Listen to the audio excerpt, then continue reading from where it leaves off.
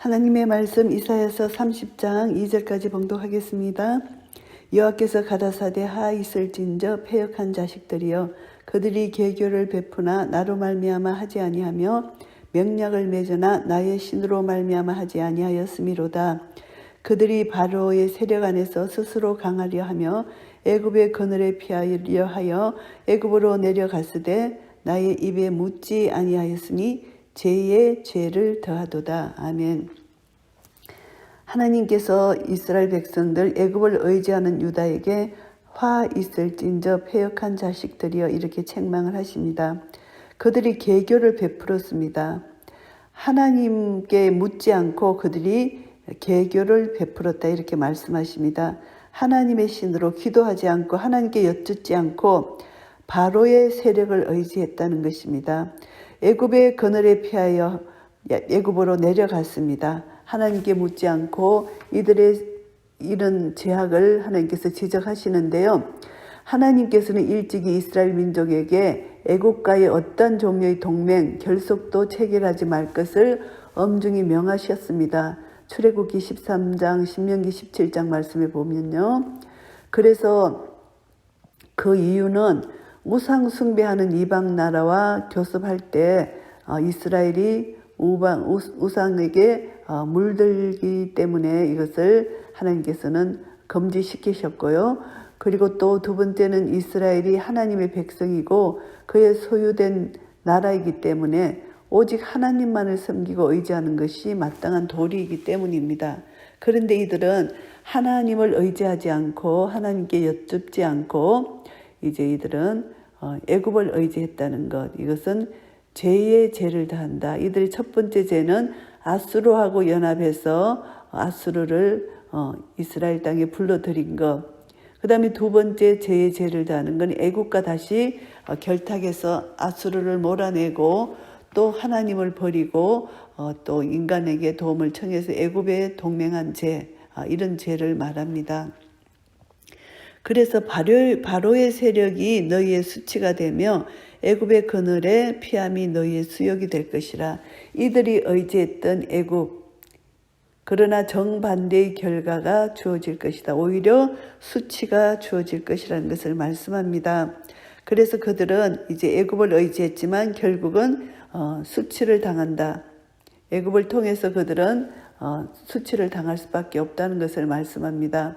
그래서 그들이 하나님 말씀을 멸시하고 하나님을 조롱했지만 그들은 애굽을 의지했지만 오히려 애굽이 그들을 지키고 보호해 주지 못했다. 이것을 말씀합니다. 그래서 그들은 결국 멸망할 것이다. 이 말씀을 하시고요. 남방 짐승에 관한 경고라. 여기서 남방 짐승은 애굽으로 파송된 사절들이 자기들에게 맡겨진 사명을 감당하기 위해서 이제 그들이 생명의 위협을 무릅쓰고 이제 갔지만 그들은 그것을 감당하지 못하고 결국 수치를 당한다. 사신들이 그 재물을 어린 나귀의 등에 싣고 그 보물을 약대 재물 한 장에 얹고 암사자와 수사자와 독사와 및 날아다니는 불뱀이 나오는 위험하고 공고한 땅을 지나 자기에게 무익한 민족에게로 갔으나 애굽의 도움이 헛되고 무익하니라. 그러므로 내가 애굽을 가만히 앉은 나합이라 일컬었느니라. 이들이 그렇게 많은 것으로 이제 애굽에 싣고 가서 그들에게 이제 뇌물을 바쳤지만 결국은 그것은 헛된 짓이다. 이 말씀을 합니다. 그래서 애굽의 도움이 헛되고 무익하다. 그래서 애굽을 하나님 어떻게 표현하시나 하면은 가만히 앉은 나합이라 일컫는다. 이렇게 말씀하십니다. 창조 질서에 대적하는 혼돈의 세력을 상징하는 바다 괴물을 여기서 가만히 앉은 나합으로 표현을 합니다. 그래서 아무것도 아니다, 헛되다. 너희들이 애굽을 의지한 모든 것이 아무리 너희들이 인간의 그 방법을 써서 그들에게 뇌물을 바치고 잘 보이려고 했지만 결국은 헛된 것이다. 하나님의 손에 모든 것이 달려있잖아요. 그래서 이들이 헛수고를 했다는 것입니다. 결국은 멸망할 것이라는 거죠. 이제 가서 백성 앞에서 서판에 기록하며 책에 써서 후세에 영령이 있게 하라. 대저희는 패역한 백성이요 거짓말하는 자식이요 여호와의 법을 듣기 싫어하는 자식이라. 하나님께서 이제 이사야 선지자를 통해서 전해지는 하나님 말씀을 듣지 않으려는 백성들에게 그의 말씀을 글로 남겨서 그들의 불순종과 패역함에 대한 증거를 삼으라고 말씀하십니다. 그들이 선견자에게 이르기를 선견하지 말라. 선지자에게 이르기를 우리에게 정직한 것을 보이지 말라. 부드러운 말을 하라. 거짓된 것을 보이라.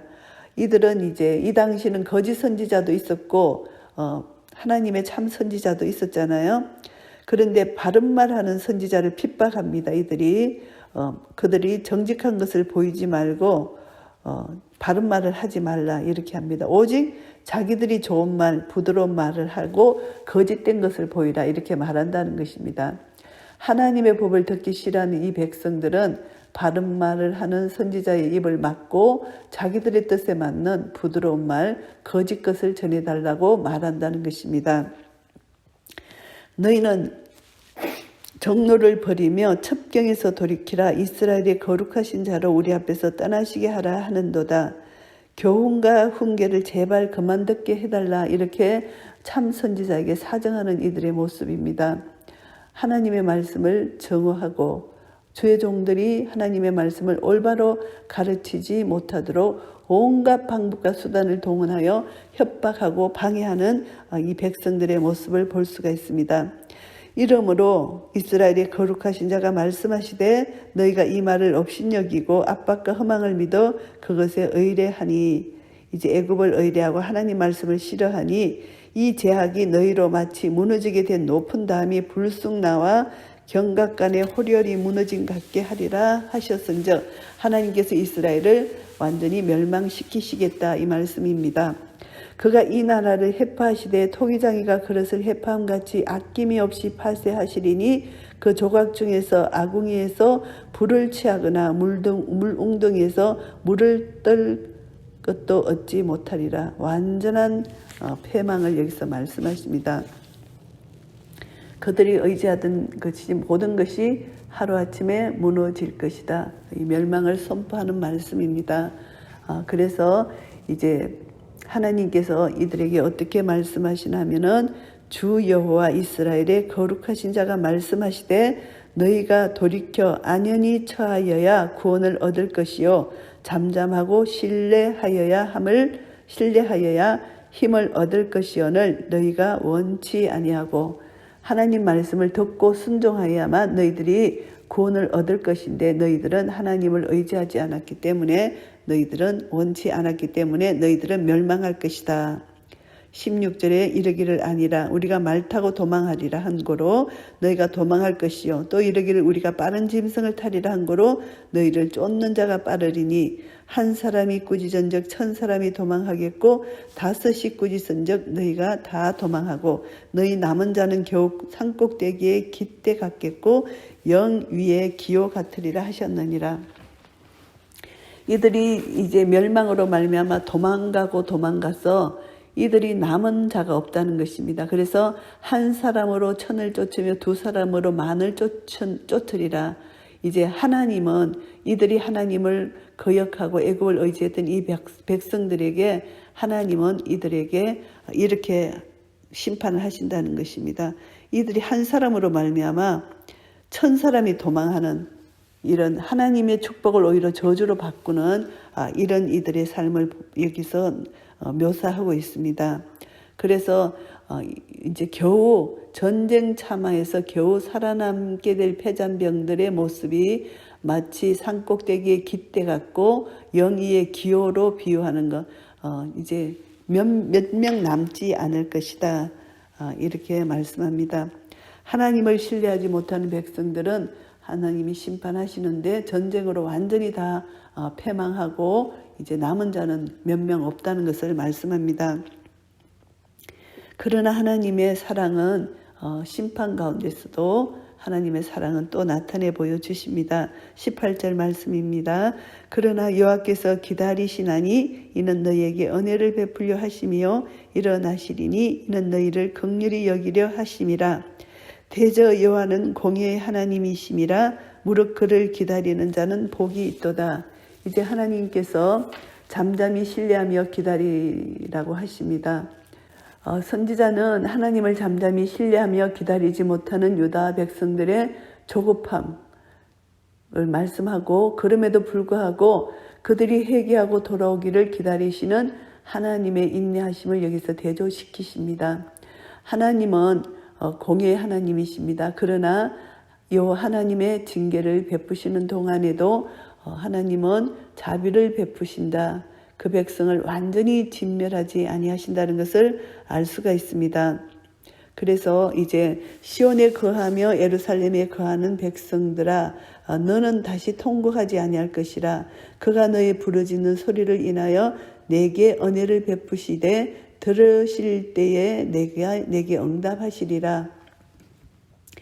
더 이상 너희들은 울지 않을 것이다. 이제 심판 끝나고 이제 하나님께서는 이제 자비를 베풀어 주시는데, 주께서 너희에게 환난의 떡과 고생의 물을 주시나 내 서성은 다시 숨기지 아니하시리니 내 눈이 내 서성을 볼 것이며, 이제 한때 핍박을 당하여 몸을 숨겨야 했던 선지자들이 다시 세상에 나와서 자유롭게 하나님의 말씀을 전파하며 가르치게 된다는 이런 말씀입니다. 너희가 우편으로 치우치든지 좌편으로 치우치든지 내 뒤에서 말소리가 내 귀에 들려 이르기를 이것이 정론이 너희는 이리로 행하라 할 것이며, 이제 바른 말을 가르치는 선지자의 목소리가 이제 들릴 것이라는 것입니다. 너희가 너희 조각한 우상에 입힌 은과 부어 만든 우상에 올린 금을 더럽게 하여 불결한 물건을 던짐같이 던짐에 이르기를 나가라 하리라. 하나님 말씀에 대한 순종으로 이제 우상이 파기될 것이다, 이렇게 말씀하십니다. 하나님 말씀이 선포될 때는 이들의 영적인 눈과 귀가 열리게 되면서 우상은 그 가치가 없어진다, 이 말씀입니다. 하나님의 참된 임재로 말미암아 우상은 그 자체가 불필요하게 되었다, 이것을 여기서 말씀합니다. 내가 땅에 뿌린 종자에 주께서 비를 주사 땅 소산의 곡식으로 살찌고 풍성케 하실 것이며, 그날에 너의 가축이 광활한 목장에서 먹을 것이요. 하나님께서 이제 이들에게 비를 주시고 곡식이 연걸어가는 그런 복을 주신다는 것입니다. 하나님의 심판 때에는 비가 내리지 않습니다. 그러나 하나님께서는 또 사랑으로 이들에게 심판이 끝났을 때 하나님의 사랑으로 이제 비가 내려서 풍성한 곡식을 거두어서 이들을 살찌게 하시는 하나님의 자비와 국률하심을 여기서 말씀합니다. 밭가는 소와 어린 나귀도 키와 육지 창으로 까부르고 맛있게 한 먹이를 먹을 것이며, 크게 살려고 하는 날 망대가 무너질 때에 갓 고산 갓 준령의 겨울과 시냇물이 흐를 것이며, 여호와께서 그 백성의 상처를 싸매시며 그들의 맞은 자리를 고치시는 날에는 달빛은 햇빛 같겠고 햇빛은 7배가 되어 7날의 빛과 같으리라. 이제 모든 자연이 다 회복된다는 것입니다. 그래서 이제 하나님께서 회복하시는 날, 하나님을 의지하는 날, 남은 자들의 구원이 있는 날에는 모든 상처가 싸매지고 고쳐지고 치료의 역사가 일어난다는 것입니다. 마치 천년왕국을 우리가 보는 것과 같습니다. 하나님께서는 모든 것을 회복시키시는 하나님의 놀라운 구원의 역사를 여기서 생생히 볼 수가 있는 것입니다. 하나님의 은혜, 하나님의 복은 이렇게 놀라운 복, 치유하시고 백성들을 영화롭게 하고 백성들에게 복을 주셔서 이제 7날의 빛과 같이 이러는 날마다 비추는 빛이 7배를 더할 때 얼마나 놀라운 그 기쁨과 감사가 넘치는 그 밝기가 최고의 밝음으로 하나님의 그 빛나는 하나님의 그 역사, 영광을 우리가 여기서 볼 수가 있는 것입니다.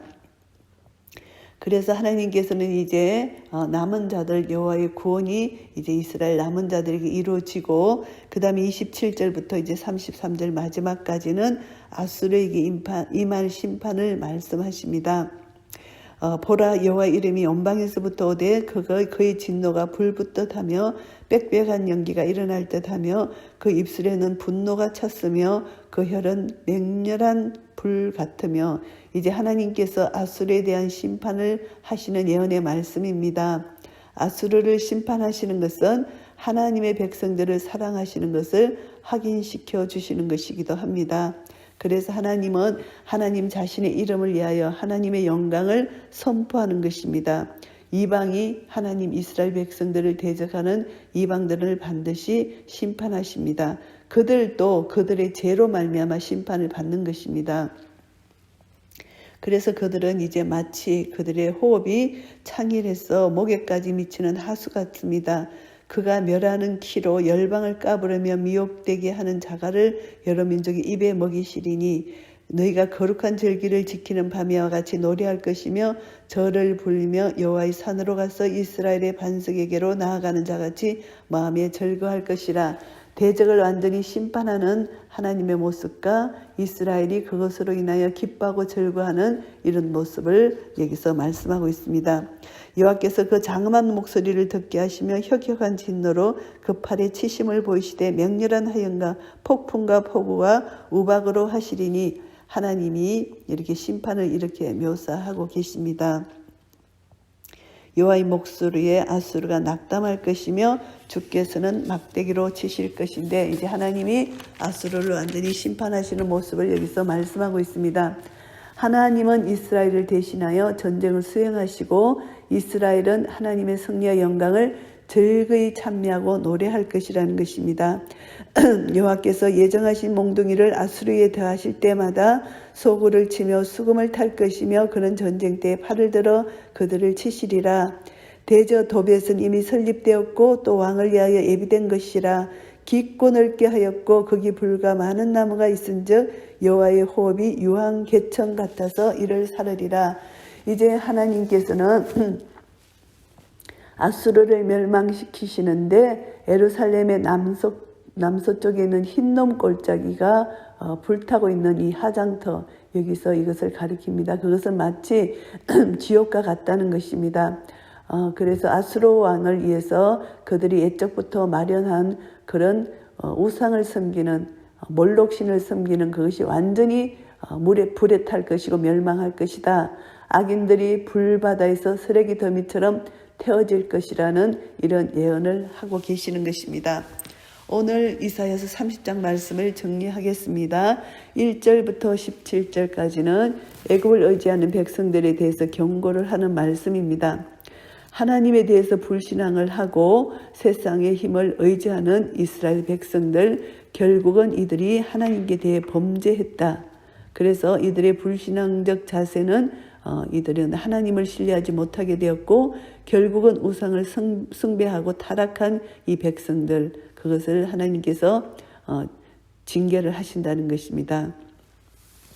그래서 유다를 심판하심으로 그들은 멸망을 당하지만 완전한 멸망은 아니고 하나님께서 이제 이들을 징계를 하시되 남은 자를 통해서 구원해 주시는 하나님의 역사를 볼 수가 있습니다. 18절부터 26절까지는 하나님의 구원, 애굽을 의지하고 이스라엘 백성들이 불신앙으로 하나님을 떠났지만 하나님은 또 하나님의 사랑과 긍휼로서 이들을 남은 자를 구원해 주시는 하나님의 사랑, 범죄한 백성들을 심판하시고 회개하고 돌아오는 자에게 사랑으로 구원해 주시는 하나님의 사랑을 우리가 볼 수가 있습니다. 하나님은 참고 기다리시는 자에게 은혜를 베풀어 주신다는 것입니다. 하나님이 인내하시고 은혜를 베푸시기를 원하시는 하나님의 인내의 반면에, 그리고 또 이 참담한 심판 가운데서 끝까지 하나님의 은혜를 받아 누리는 자는 여호와를 기다리는 자라고 묘사를 합니다. 그래서 우리는 하나님의 구원을 기다리고 하나님께 회개하고 나아올 때 환난 날에도 하나님은 구원의 날을 베풀어 주신다. 이것이 하나님의 은혜고 하나님의 구원의 역사입니다. 하나님이 회복하시는 이 회복의 구원의 역사는 자연 그 영역까지도 미친다는 것을 알 수가 있습니다.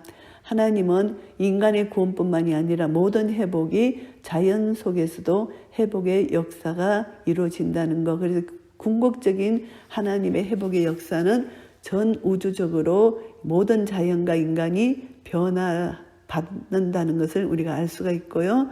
그리고 이제 27절부터 33절까지는 아수르에 대한 심판입니다. 여호와의 임재 앞에서 세계 최강을 자랑하는 아수르도 초라한 나라에 불과할 뿐이다. 결국은 멸망당한다는 것. 아무리 이 세상에서 세계를 제패하고 자기 나라가 강하다고 자랑하는 나라일지라도 결국은 그들은 무기력함을 부각시킬 수밖에 없는 하나님의 손에 멸망당할 수밖에 없는 초라한 나라가 된다는 거 깨닫게 되고요. 하나님께서 아수르에 대한 심판은 돌발적인 것이 아니고 이미 하나님의 예정 가운데 있는 사건이라는 거, 이것을 예정하신 몽둥이라고 이렇게 표현을 합니다. 그래서 아수르에 대한 심판은 하나님의 구원 역사의 예정 가운데 있었다는 것, 이것을 우리가 알게 되고요. 아수르를 통해서 이스라엘이 고난 가운데 심판을 받았지만 하나님은 또 심판 후에, 징계 후에 이스라엘을 또 구원해내시는 하나님의 사랑을 알 수가 있습니다. 우리가 이 말씀을 통해서 이제 어떤 교훈을 얻을 수 있나 하면은 애굽의 군사력을 의지해서 이제 아수르의 위협을 피해 보려는 이스라엘은 철저히 처절하게 파괴를 당하게 된다. 하나님의 말씀을 거역하고 자신의 고집, 자신의 생각, 자신의 지식에 의존하는 이런 사람은 반드시 비참한 결과를 가져올 수밖에 없다는 것을 교훈을 받습니다. 그래서 우리는 하나님 말씀이 있고 기도할 수 있는 기도의 은혜를 우리에게 주셨고 우리에게 주신 또 성령님으로 말미암아 우리는 어떤 문제를 만나든지 어떤 고난 앞에서든지 우리는 세상을 절대 의지하지 말고 내 생각을 의지하지 말고 하나님을 의지하고 말씀을 믿고 의지하여 나아가서 하나님께 도움을 구할 때 우리는 은혜를 얻을 수가 있다는 것, 내 힘으로 나갔을 때는 반드시 멸망당한다는 것을 교훈을 받습니다. 그리고 또 하나님께서 택한 백성을 징계하실지라도 결코 영원히 버려두시지 않는다는 것, 하나님의 사랑의 놀라운 은혜를 우리가 받았습니다. 그래서 잠시 우리가 멸망당하는 것 같이 징계를 받았을지라도 사생아가 아니기 때문에 우리는 징계를 받게 됩니다. 그러나 하나님은 우리의 거룩하심을 위하여 징계하시기 때문에 결국은 우리를 완전히 회복시켜 주시고 거룩한 대열에 우리를 세워주시는 것입니다. 이것을 통해서 우리는 하나님을 더욱더 알아가고 예수님을 닮아가는 거룩한 삶으로 나아갈 수 있는 것입니다. 그래서 징계는 우리에게 잠시 우리는 징계가 힘들어 보입니다. 그러나 하나님은 사랑하시는 자를 징계하시고 그의 받으시는 아들마다 채찍질 하십니다. 그러니까 우리가 징계가 참 어려운 것 같지만 그 징계는 우리를 유익하게 하는 징계이고 거룩하심에 참여케 하시는 징계입니다. 무릇 징계가 당시에는 즐거워 보이지 않고 슬퍼 보입니다. 그러나 후에는 그로 말미암아 연달한 자에게는 의의 평강한 열매를 맺게 하시는 하나님의 놀라운 은혜를 우리가 얻을 수 있다는 것입니다. 그러니까 우리는 징계를 받을 때 거룩하신 하나님의 그 놀라신 사랑을 절대 의심치 말고 이것을 통하여 예수님의 형상을 닮아가게 하시는 하나님의 사랑을 다시 한번 깨닫고 하나님을 사랑하는 자, 그 뜻대로 부르심을 입은 자들에게는 모든 것이 합력하여 선을 이루신다는 그런 말씀을 우리가 붙들고 끝까지 우리는 참고 견디며 하나님을 신뢰해야 된다는 것을 우리가 다시 한번 깨닫게 됩니다. 그래서 예수님께서 이제 십자가를 지셨을 때 예수님이 어떻게 하셨나 하면은 십자가를 지실 때 부끄러움을 개의치 아니하시고 그 앞에 있는 즐거움을 위하여 십자가를 참으시고 십자가를 지셨습니다. 그렇기 때문에 우리도 믿음의 주요 또 온전케 하시는 이인 예수 그리스도를 바라봐야 됩니다. 예수님은 그 앞에 있는 즐거움을 위하여 십자가를 참으사 부끄러움을 개의치 아니하시더니 하나님 보좌 우편에 앉으셨느니라. 예수님은 우리가 구원받는 것을 믿음의 눈으로 바라보시고 그 앞에 있는 즐거움을 위하여 십자가를 참으신 것입니다. 그래서 우리도 피곤하여 낙심치 않기 위하여서 죄인들의 이같이 자기에게 거역한 자를 참으신 예수 그리스도를 생각하고 예수님과 더불어 우리는 주님을 의지하면서 참아야 된다는 것입니다. 그래서 너희가 죄와 싸우되 아직 피 흘리기까지는 대항치 아니하고 죄와 싸워야 됩니다. 결국은 영적 전쟁을 치러야 된다는 것입니다. 예수님이 십자가의 피를 흘리신 것처럼 순교의 삶을 살아야 된다는 것입니다. 그래서 피 흘리기까지 참으신 이 참음, 이것을 우리가 본받아서 이제 하나님이 권면하시는 말씀을 우리는 끝까지 지키고 잊어버리지 않고, 내 아들아 주의 징계하심을 경히 여기지 말고 그에게 꾸지람을 받을 때에 낙심하지 말라. 주께서 그 사랑하시는 자를 징계하시고 그의 받으시는 아들마다 채찍질 하심이니라. 이렇게 말씀하십니다.